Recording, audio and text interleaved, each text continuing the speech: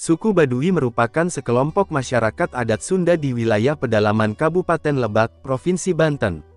Populasi mereka sekitar 26.000 orang, mereka merupakan salah satu kelompok masyarakat yang menutup diri mereka dari dunia luar.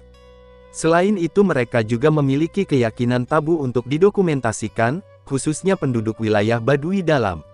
Suku Baduy termasuk subsuku dari suku Sunda, mereka dianggap sebagai masyarakat Sunda yang belum terpengaruh modernisasi atau kelompok yang hampir sepenuhnya terasing dari dunia luar. Masyarakat Baduy menolak istilah wisata atau pariwisata untuk mendeskripsikan kampung-kampung mereka.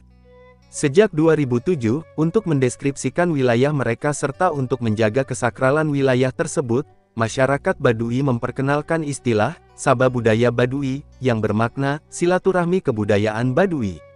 Sebutan Baduy merupakan sebutan yang diberikan oleh penduduk luar kepada kelompok masyarakat tersebut, berawal dari sebutan para peneliti Belanda yang agaknya mempersamakan mereka dengan kelompok Arab Badawi yang merupakan masyarakat yang berpindah-pindah nomaden. Kemungkinan lain adalah karena adanya Sungai Baduy dan Gunung Baduy yang ada di bagian utara dari wilayah tersebut. Mereka sendiri lebih suka menyebut diri sebagai orang Kanekes atau orang Kanekes, sesuai dengan nama wilayah mereka, atau sebutan yang mengacu kepada nama kampung mereka seperti orang Cibeo. Suku Baduy bermukim di wilayah di Desa Kanekes, Kecamatan Leuwidamar, Kabupaten Lebak. Permukimannya terpusat di daerah aliran sungai pada Sungai Ciujung yang termasuk dalam wilayah cagar budaya Pegunungan Kendeng. Mereka bermukim tepat di kaki Pegunungan Kendeng yang berjarak sekitar 40 km dari ibu kota Kabupaten Lebak, yaitu Kecamatan Rangkas Bitung.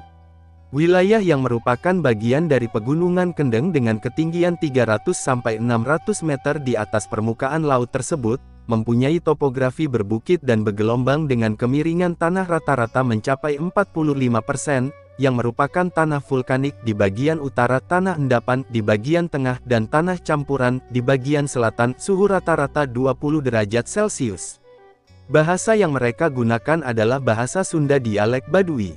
Untuk berkomunikasi dengan penduduk luar mereka lancar menggunakan bahasa Indonesia, walaupun mereka tidak mendapatkan pengetahuan tersebut dari sekolah. Orang Kanekes dalam tidak mengenal budaya tulis, sehingga adat istiadat, kepercayaan agama, dan cerita nenek moyang hanya tersimpan di dalam tuturan lisan saja. Orang Kanekes tidak mengenal sekolah, karena pendidikan formal berlawanan dengan adat istiadat mereka. Mereka menolak usulan pemerintah untuk membangun fasilitas sekolah di desa-desa mereka. Bahkan hingga hari ini, walaupun sejak era Soeharto pemerintah telah berusaha memaksa mereka untuk mengubah cara hidup mereka dan membangun fasilitas sekolah modern di wilayah mereka, orang Kanekes masih menolak usaha pemerintah tersebut. Namun masyarakat Kanekes memiliki caranya sendiri untuk belajar serta mengembangkan wawasan mereka hingga sepadan dengan masyarakat di luar suku Baduy. Masyarakat Kanekes secara umum terbagi menjadi 3 kelompok yaitu Tangtu, Panamping, dan Dangka. Kelompok Tangtu adalah kelompok yang dikenal sebagai Kanekes dalam, Baduy dalam, yang paling ketat mengikuti adat, yaitu warga yang tinggal di 3 kampung Cibeo, Cikertawana, dan Cikeusik. Ciri khas orang Kanekes dalam adalah pakaiannya berwarna putih alami dan biru tua, warna tarum, serta memakai ikat kepala putih. Mereka dilarang secara adat untuk bertemu dengan orang asing. Kanekes dalam adalah bagian dari keseluruhan orang Kanekes. Tidak seperti Kanekes luar, warga Kanekes dalam masih memegang teguh adat istiadat nenek moyang mereka. Sebagian peraturan yang dianut oleh orang Kanekes dalam antara lain, tidak diperkenankan menggunakan kendaraan untuk sarana transportasi, tidak diperkenankan menggunakan alas kaki, pintu rumah harus menghadap ke utara, selatan kecuali rumah sang puun atau ketua adat. Larangan menggunakan alat elektronik teknologi. Menggunakan kain berwarna hitam putih sebagai pakaian yang ditenun dan dijahit sendiri serta tidak diperbolehkan menggunakan pakaian modern. Kelompok masyarakat kedua yang disebut Panamping adalah mereka yang dikenal sebagai Kanekes luar, Baduy luar, yang tinggal di berbagai kampung yang tersebar mengelilingi wilayah Kanekes dalam, seperti Cikadu, Kadu Ketuk, Kadu Kolot, Gajeboh, Cisagu, dan lain sebagainya. Masyarakat Kanekes luar berciri khas mengenakan pakaian dan ikat kepala berwarna biru gelap warna tarum. Kanekes luar merupakan orang-orang yang telah keluar dari adat dan wilayah Kanekes dalam. Ada beberapa hal yang menyebabkan dikeluarkannya warga Kanekes Dalam ke Kanekes Luar. Mereka telah melanggar adat masyarakat Kanekes Dalam, berkeinginan untuk keluar dari Kanekes Dalam, menikah dengan anggota Kanekes Luar. Ciri-ciri masyarakat orang Kanekes Luar. Mereka telah mengenal teknologi, seperti peralatan elektronik. Proses pembangunan rumah penduduk Kanekes Luar telah menggunakan alat-alat bantu, seperti gergaji, palu, paku, del, yang sebelumnya dilarang oleh adat Kanekes Dalam. Menggunakan pakaian adat dengan warna hitam atau biru tua untuk laki-laki, yang menandakan bahwa mereka tidak suci. Kadang menggunakan pakaian modern seperti kaos oblong dan celana jeans. Menggunakan peralatan rumah tangga modern, seperti kasur, bantal, piring dan gelas kaca dan plastik. Mereka tinggal di luar wilayah Kanekes Dalam. Sebagian di antara mereka telah terpengaruh dan berpindah agama. Apabila Kanekes Dalam dan Kanekes Luar tinggal di wilayah Kanekes, maka Kanekes Dangka tinggal di luar wilayah Kanekes, dan pada saat ini tinggal dua kampung yang tersisa, yaitu pada Waras Cibengkung dan Sirah Dayah Cihandam. Kampung Dangka tersebut berfungsi sebagai semacam buffer zone atas pengaruh dari luar. Menurut kepercayaan yang mereka anut, orang Kanekes mengaku keturunan dari Batara Cikal, salah satu dari 7 dewa atau Batara yang diutus ke bumi. Asal-usul tersebut sering pula dihubungkan dengan Nabi Adam sebagai nenek moyang pertama. Menurut kepercayaan mereka, Adam dan keturunannya, termasuk warga Kanekes, mempunyai tugas bertapa atau asketik mandita untuk menjaga harmoni dunia. Pendapat mengenai asal-usul orang Kanekes berbeda dengan pendapat para ahli sejarah, yang mendasarkan pendapatnya dengan cara sintesis dari beberapa bukti sejarah berupa prasasti, catatan perjalanan pelaut Portugis dan Tiongkok, serta cerita rakyat mengenai Tatar Sunda, yang cukup minim keberadaannya. Masyarakat Kanekes dikaitkan dengan kerajaan Sunda yang sebelum keruntuhannya pada abad ke-16 berpusat di Pakuan Pajajaran, sekitar Bogor sekarang. Sebelum berdirinya Kesultanan Banten, wilayah ujung barat Pulau Jawa ini merupakan bagian penting dari kerajaan Sunda. Banten merupakan pelabuhan dagang yang cukup besar. Sungai Ciujung dapat dilayari berbagai jenis perahu, dan ramai digunakan untuk pengangkutan hasil bumi dari wilayah pedalaman. Dengan demikian penguasa wilayah tersebut, yang disebut sebagai Pangeran Pucuk Umun menganggap bahwa kelestarian sungai perlu dipertahankan. Untuk itu diperintahkanlah sepasukan tentara kerajaan yang sangat terlatih untuk menjaga dan mengelola kawasan berhutan lebat dan berbukit di wilayah Gunung Kendeng tersebut.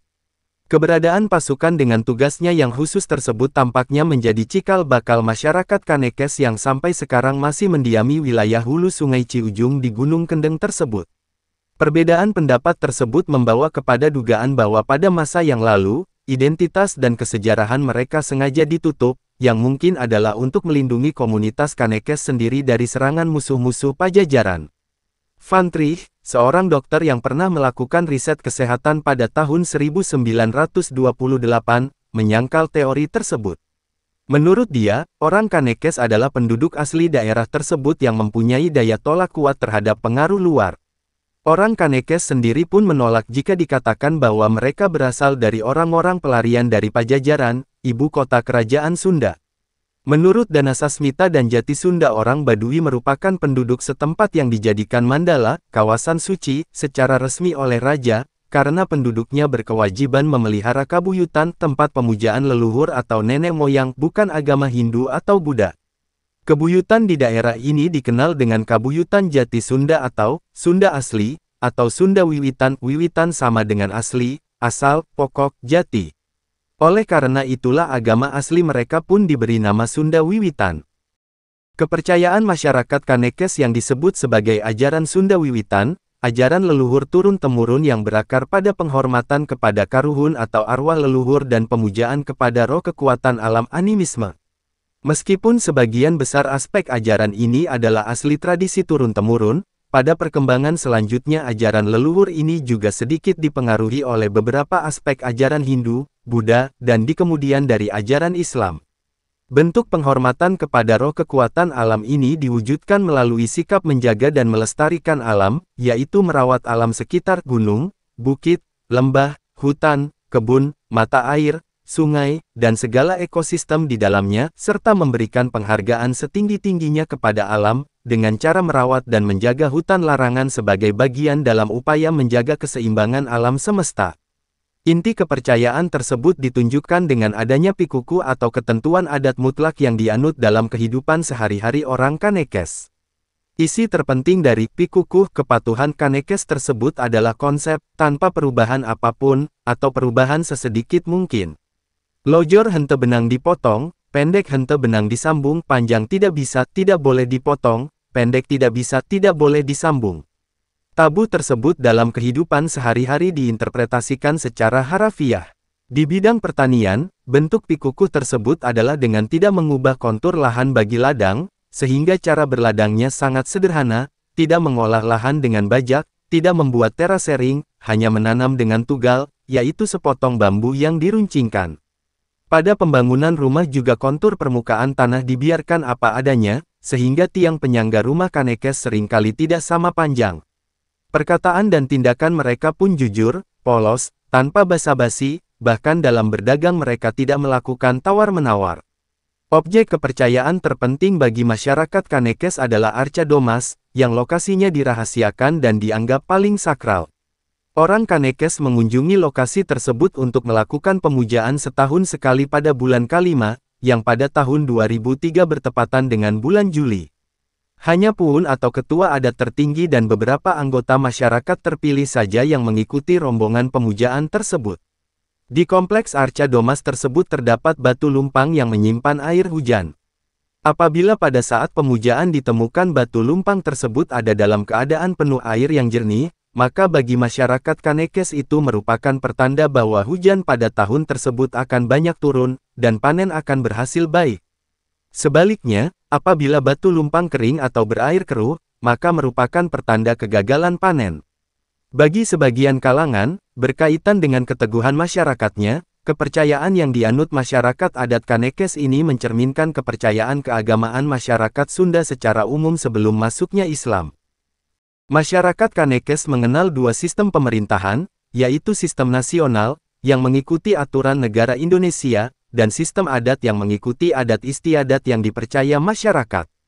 Kedua sistem tersebut digabung atau diakulturasikan sedemikian rupa sehingga tidak terjadi benturan. Secara nasional, penduduk Kanekes dipimpin oleh kepala desa yang disebut sebagai Jaro Pamarentah, yang ada di bawah camat, sedangkan secara adat tunduk pada pimpinan adat Kanekes yang tertinggi, yaitu Puun. Pemimpin adat tertinggi dalam masyarakat Kanekes adalah Puun, yang ada di 3 kampung Tangtu. Jabatan tersebut berlangsung turun-temurun, namun tidak otomatis dari bapak ke anak, melainkan dapat juga kerabat lainnya. Jangka waktu jabatan Puun tidak ditentukan, hanya berdasarkan pada kemampuan seseorang memegang jabatan tersebut.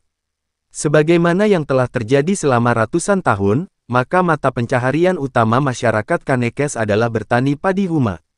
Selain itu mereka juga mendapatkan penghasilan tambahan dari menjual buah-buahan yang mereka dapatkan di hutan seperti durian dan asam keranji, serta madu hutan. Bertani merupakan pekerjaan utama masyarakat Badui dan padi adalah tanaman utama yang dibudidayakan. Orang Badui menanam padi ladang atau ngahuma. Mereka pantang menanam di sawah, sehingga tidak pernah menggunakan cangkul untuk mengolah tanah. Alat pertanian yang digunakan yaitu parang dan tunggak untuk memasukkan benih. Di ladang, orang Badui akan menanam padi 1 kali dalam setahun dengan benih lokal. Masa tanam hingga panen membutuhkan waktu selama 5 bulan. Masyarakat Kanekes yang sampai sekarang ini ketat mengikuti adat istiadat bukan merupakan masyarakat terasing, terpencil, ataupun masyarakat yang terisolasi dari perkembangan dunia luar. Berdirinya Kesultanan Banten yang secara otomatis memasukkan Kanekes ke dalam wilayah kekuasaannya pun tidak lepas dari kesadaran mereka. Sebagai tanda kepatuhan pengakuan kepada penguasa, masyarakat Kanekes secara rutin melaksanakan seba ke Kesultanan Banten. Sampai sekarang, upacara seba tersebut terus dilangsungkan setahun sekali, berupa menghantar hasil bumi padi, palawija, buah-buahan kepada Gubernur Banten, sebelumnya ke Gubernur Jawa Barat melalui Bupati Lebak di Kecamatan Rangkas Bitung. Di bidang pertanian, penduduk Kanekes luar berinteraksi erat dengan masyarakat luar, misalnya dalam sewa menyewa tanah, dan tenaga buruh.